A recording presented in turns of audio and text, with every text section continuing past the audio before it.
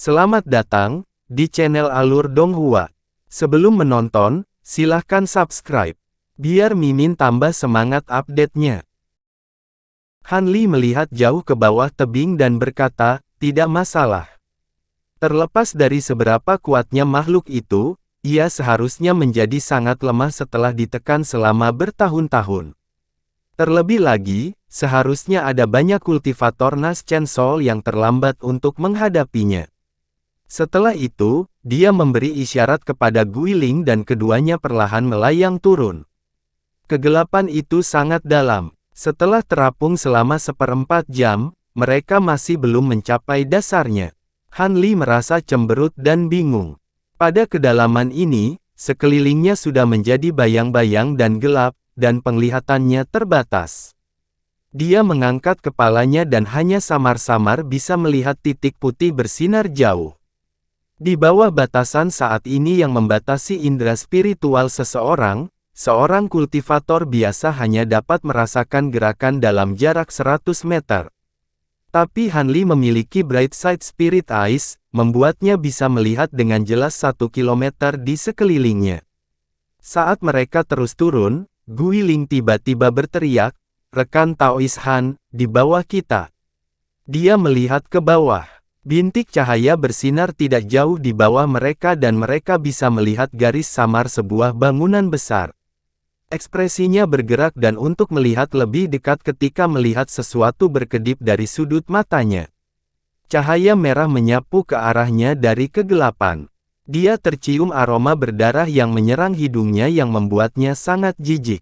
Tuan Scatterwind. Hati Han Li bergetar. Cahaya merah secepat kilat tiba di hadapannya dalam sekejap mata. Jika bukan karena waspada yang terus-menerus, dia takut dia terlalu lambat untuk bertindak. Dia dengan cepat mengangkat tangannya dan memanggil piringan perak kecil yang berkilau, perisai esensi Tailstar. Ukurannya sangat melonjak dan kilau cahaya putih muncul untuk menutupi Han Li. Bahkan sebelum mata bisa berkedip, cahaya merah mengalir di sekelilingnya, membuatnya benar-benar terkepung. Pedang sepanjang 3 meter tiba-tiba muncul dari cahaya dan menghantam penghalang perak.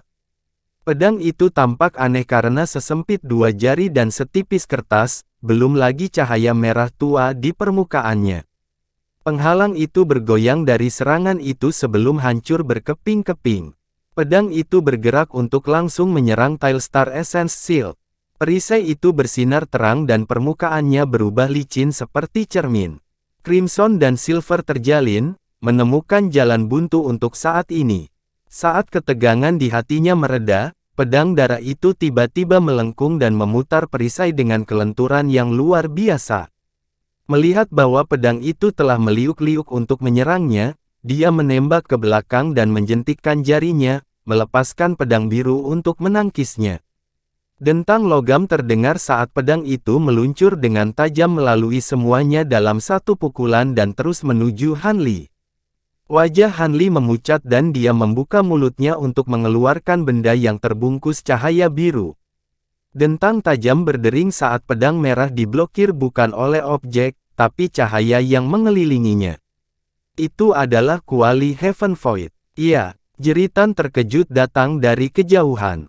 Memanfaatkan kesempatan ini, Han Li memanggil sayap badai petir dan berkedip lebih dari 30 meter jauhnya. Dia kemudian mengangkat tangannya dan membuat Tailstar Essence Shield dan Heaven Void Cauldron menembak kembali ke arahnya. Kemudian, cahaya merah yang mengelilinginya melonjak dan menyerbu ke segala arah, memenuhi udara dengan aroma darah yang menjijikkan. Han Li dengan dingin mendengus dan memegang tangannya dengan gerakan mantra. Guntur terdengar dan penghalang petir keemasan muncul dari tubuhnya, membubarkan merah tua yang mencoba mendekatinya dan menahan mereka. Petir Devil Bane Ilahi. Ketika sosok tersembunyi melihat ini, dia terkejut dan tahu bahwa telah menghadapi lawan yang menakutkan. Han Li melihat sosok di kejauhan dan dengan dingin berkata, "Tuan Scatterwind. Apa itu kamu?" Orang itu tidak membalas. Sebaliknya, pedang mengeluarkan dengungan dan menyerap semua cahaya merah di dekatnya. Kemudian secara kabur, sosok itu menghilang ke dalam kegelapan bersama dengan senjatanya. Rekan Taois, apakah kamu baik-baik saja? Penyergapan terjadi hanya dalam sekejap, dan Guiling lengah. Dia dengan cemas bertanya tentang kesehatannya, takut dia akan menegurnya setelah itu. Iya, seperti yang saya duga, itu memang menyerupai pedang naga iblis. Harta bersama akan terbelah dua oleh serangan awal, tapi perisaiku berhasil memblokirnya dengan cukup baik, kata Han Li dengan tenang. Kemudian dengan lambaian tangannya, Tile Star Shield kembali ke tangannya. Ketika dia meliriknya, dia melihat luka tipis yang dalam di permukaan. Mata Han Li membelalak kaget dan dia mengerutkan kening. Saat dia menuangkan kekuatan spiritual dalam jumlah besar ke dalamnya, cahaya perak mulai berkeliaran di permukaannya dan lukanya perlahan diperbaiki. Dengan perisai yang sekarang telah dipulihkan, dia menyimpannya dan menyerap kuali itu kembali ke dalam tubuhnya. Apakah saudara Han dengan jelas melihat penampilan orang itu? Tidak, cahaya spiritual menutupi tubuhnya, aku tidak bisa melihat apakah dia benar-benar Master Scatterwind. Namun, kultivasinya tampaknya tidak terlalu tinggi. Dengan mengatakan itu, dia menoleh untuk melihat siluet bangunan besar itu dan menyipitkan matanya untuk merenung. Meskipun Guiling ingin melanjutkan, dia tidak tahu apa yang dia pikirkan dan tetap berada di sisinya. Tanpa mengangkat kepalanya, dia dengan acuh tak acuh berkata, "Rekan Taois Gui, saya akan memperlakukan keraguan Anda untuk bertindak sebagai satu kesalahan dan mengabaikannya. Saya harap Anda tidak akan memiliki pemikiran lebih lanjut tentang ini di masa depan." Kemudian, terbang dengan garis biru sebelum dia bisa menjawab. Guiling merasakan jantungnya berdebar kencang, tapi lega setelah mendengar bahwa dia tidak berencana menyakitinya. Tapi untuk sementara waktu, ekspresinya bertentangan. Dia memang memiliki beberapa pemikiran yang salah beberapa saat yang lalu, dan tampaknya Han Li telah merasakan ini dari bagian jiwanya yang memiliki ubin jiwanya. Beberapa saat kemudian, Guiling tertawa masam dan mengikutinya tanpa daya. Han Li tiba di atas platform persegi besar dan mulai dengan tenang memeriksa sekelilingnya. Selain tangga terselubung menuju ke bawah, tidak ada jalan lain. Jadi ini pagoda penekan iblis, gumamnya. Guiling mendarat di belakangnya. Setelah mendengar kata-katanya, dia dengan cepat menjelaskan, "Kamu mungkin tidak tahu ini, tapi struktur pagodanya cukup aneh. Mereka membangunnya sehingga puncaknya berada di lantai paling bawah. Semakin dalam kepala, semakin menakutkan monster yang dipenjara. Jadi seperti itu." Han Li mengangguk dan melihat sekelilingnya sekali lagi. Dia bertindak seolah tidak terjadi apa-apa dari beberapa saat yang lalu, menyebabkan dia menahannya dengan lebih ketakutan. Dia melemparkan batu cahaya bulan ke udara dan membuatnya melayang di atasnya. Setelah memanggil Guiling, mereka mulai turun ke pagoda. Beberapa lantai pertama sangat luas dan damai karena tidak ada hantu di dalamnya. Tampaknya para kultivator yang datang lebih dulu telah memusnahkan dengan bersih. Namun, ada banyak tanda pertempuran. Ada pertempuran untuk mencegah orang lain masuk lebih jauh ke dalam. Ketika sampai di lantai 3, sesosok mayat hangus tergeletak di sisi pilar batu. Han Li memeriksanya sebentar sebelum menyimpulkan bahwa itu bukan milik seseorang yang bisa dia kenali, kemungkinan seorang kultivator klan Ye. Namun, yang ini telah melepaskan Nas Chen Soul-nya sebelum tubuhnya binasa, tetapi tidak diketahui apakah ia berhasil melarikan diri.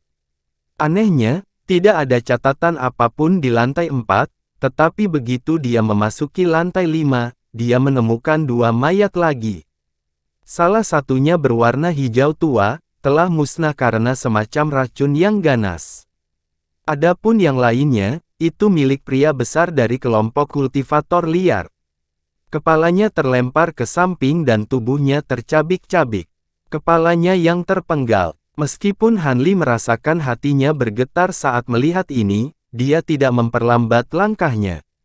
Setelah mengubah mayat menjadi abu, dia memasuki lantai 6. Yang mengejutkan, dia menemukan orang yang masih hidup, seorang wanita berjubah istana yang disegel dalam bongkahan es yang sangat besar Bai Yaoyi. Matanya terpejam dan tangannya tergenggam dengan gerakan di sekitar pedang terbang kristal. Jika bukan karena fluktuasi spiritual samar yang dia rasakan darinya, dia akan percaya dia sudah mati karena kulit putihnya yang mematikan. Namun, dia tidak segera membebaskannya dan malah menyapu seluruh indera spiritualnya melewati lantai. Ketika dia memastikan area itu bersih, dia dengan lembut meletakkan tangannya di atas balok es. Kemudian lapisan api ungu tersulut dari telapak tangannya dan dengan cepat menggerogoti ki yang dingin.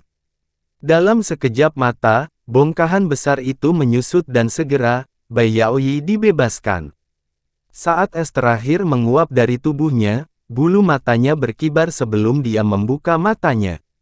Ketika dia melihat Han Li muncul di depannya, ekspresi tegangnya langsung rileks. Jadi itu saudara Han, saya mulai khawatir. Bai Yaoyi tersenyum lemah. Jelas vitalitasnya sangat melemah. Han Li mengerutkan kening dan memeriksa ekspresi wanita itu sebelum perlahan bertanya, jika saya tidak salah, rekan Taois Bai mengembangkan teknik atribut es. Mungkinkah kamu menyegel dirimu di dalam es? Dengan wajah yang masih dipenuhi rasa takut, Bai Yaoyi perlahan berkata, aku terluka parah. Untuk mengusir musuh saya terpaksa melepaskan ki glasial yang dalam, yang saya kembangkan dengan rajin di dalam pedang terbang selama bertahun-tahun. Pada saat itu, yang lain hanya berpikir untuk memasuki lantai bawah secepat mungkin, jadi saya berhasil lolos dari kematian hanya karena keberuntungan. Oh, dari kata-katamu, kamu sepertinya tidak begitu akrab dengan para penyerang. Itu adalah seseorang dari kelompok kultivator yang datang sebelum kita. Pada saat itu, saya menemui jalan buntu dengan seseorang ketika saya disergap, memaksa saya untuk menyegel diri. Es akan membutuhkan waktu lama untuk pecah kecuali seorang kultivator Nas Chen Sol yang terlambat secara pribadi untuk menghancurkannya. Tapi karena saya terluka parah, saya tidak punya cara untuk membebaskan diri dan harus menyusahkan rekan Daois Han untuk menyelamatkan saya. Seandainya aku disegel untuk waktu yang lama, aku bahkan tidak mau memikirkan konsekuensinya. Omong-omong, Saudara Han benar-benar kuat untuk dapat menghapus ki glasial hanya dalam waktu singkat. Tidak butuh banyak usaha. Bisakah rekan Daois Bai memberi tahu saya apa yang terjadi di sini? Setelah rekan Daois Fu dan saya pergi, kami mencari paviliun rahasia dan memperoleh beberapa keuntungan. Kami berencana untuk mundur, tetapi kemudian, perubahan mendadak terjadi di langit di atas pagoda penekan iblis, menandakan munculnya harta karun yang besar. Kami diliputi keserakahan dan bergabung dalam keributan. Sepanjang jalan, kami bertemu banyak kultivator yang menuju ke arah itu juga. Kami melihat tetua sekte pengayak Yin, para kultivator yang telah membuka segel, para kultivator liar, dan bahkan iblis malam bersayap perak. Sejujurnya, ketika kami melihat begitu banyak tokoh yang kuat, kami langsung merasa menyesal dan berpikir untuk mundur. Namun, mereka menyerang begitu melihat kami dan kami terpaksa melawan. Saya dikejar dan melarikan diri ke sini. Rekan Daois Fu telah menghilang di sepanjang jalan. Saat Bai Yaoyi menjelaskan apa yang terjadi, dia memeriksa wanita bertanduk di sampingnya dengan ekspresi gelisah. Dia dengan jelas merasakan ki iblis yang menakutkan keluar dari tubuhnya. Melihat dia terkejut, Han Li tersenyum dan berkata, tidak perlu takut, rekan Taois Bai. Rekan Taois Guiling telah setuju untuk bergabung denganku. Guiling kemudian meremas senyum tipis. Meskipun Bai Yaoyi tidak percaya keadaan keduanya sesederhana yang dia nyatakan, dia merasa lega, jadi seperti itu. Saya memang mengatakan kemampuan dan kebijaksanaan saudara Han jauh melampaui orang-orang seperti kita. Kemudian dengan ekspresi tegas, dia melanjutkan, tapi saya harus menyebutkan bahwa saya melihat sisa-sisa rekan Daois Fu. Dia telah mati di dekat pintu masuk. Sungguh, Bai Yaoyi mengenakan jejak keheranan. Saya secara pribadi menangani mayatnya dan tidak ada tanda-tanda bahwa Nas Chen Soul-nya terwujud. Han Li kemudian diingatkan tentang pedang merah dan kilatan dingin melintas dari matanya.